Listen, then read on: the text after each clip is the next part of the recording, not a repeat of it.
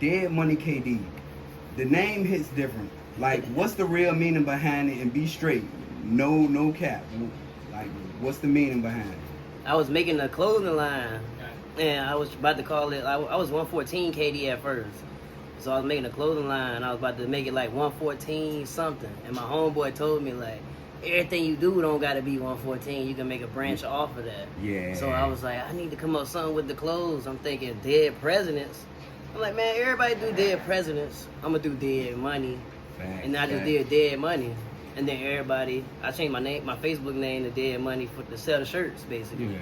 And then eventually everybody just kept saying, oh, that's Dead Money KD, Dead Money KD. I'm like, that's my new name. I fuck with it. Facts, and it pretty much stuck. Yeah, like, yeah.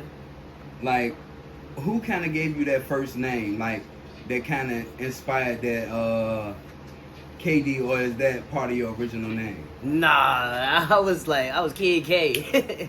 I was Kid K. And then about like 10th grade, I changed it to KD the King. Word.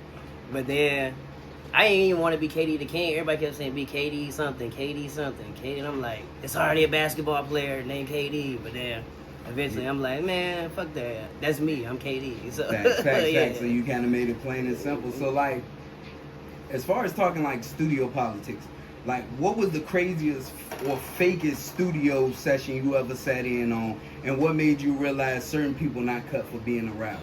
Damn. Or being an artist in general? That's a good question. God dang, coming with the good ones. God. The fakest studio session I've been in? Just would probably be like a homeboy that be like, I always wanted to rap. And then they book a session and they don't be prepared or something like that. You know what I mean? Yeah. Now you look like, hey, nigga, you about to run out of time. Damn.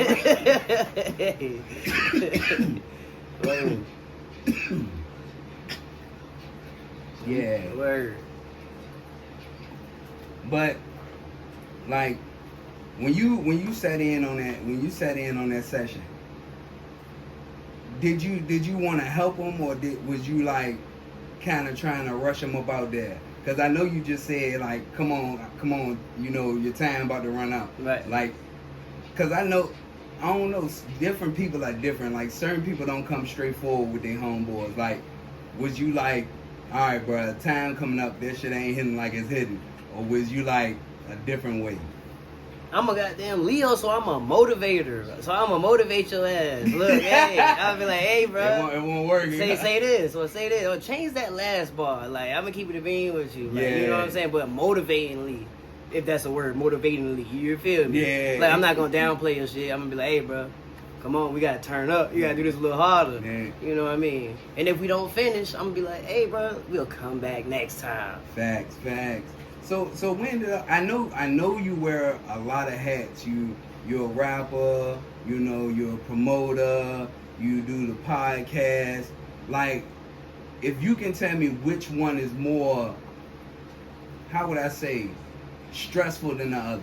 Like, if you can pick one, like, man, I ain't fucking with this junk as much as I fuck with the other ones.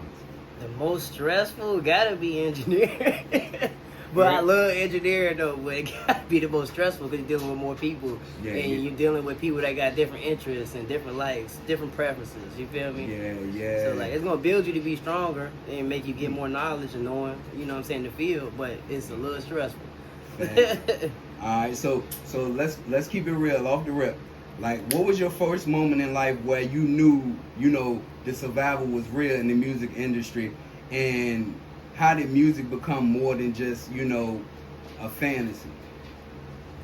When I knew the survival was real, let me see.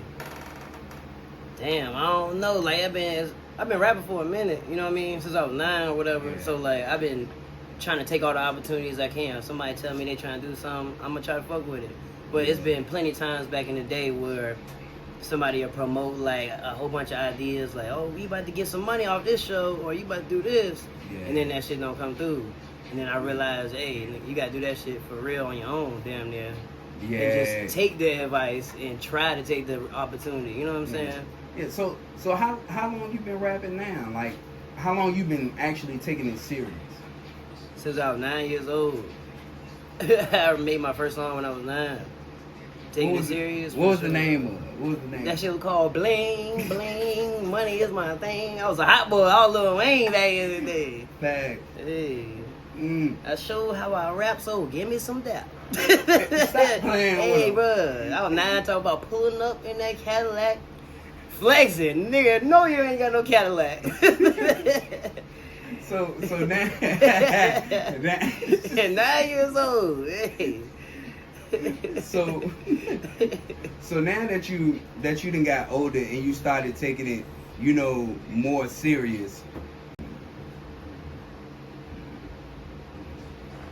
Yeah, so like, have you ever had a situation now that you've been rapping and doing shows? Like, have you ever felt like a club or event ever tried to blackball you or, you know, block your moves? And like, how did you move around them? I say honestly, I don't think nobody ever tried to blackball me. Not yet. You know what I'm saying? I ain't did shit to get blackballed. You feel me? Yeah. I think everybody, it's just like you gotta pay to play sometimes, and sometimes you don't gotta pay to play. You feel me? Yeah. But you having an understanding, you ain't gonna get upset that one time you gotta pay to play. Damn right, because it ain't free all the time. It's not free all the time. Yeah, facts. Oh, God.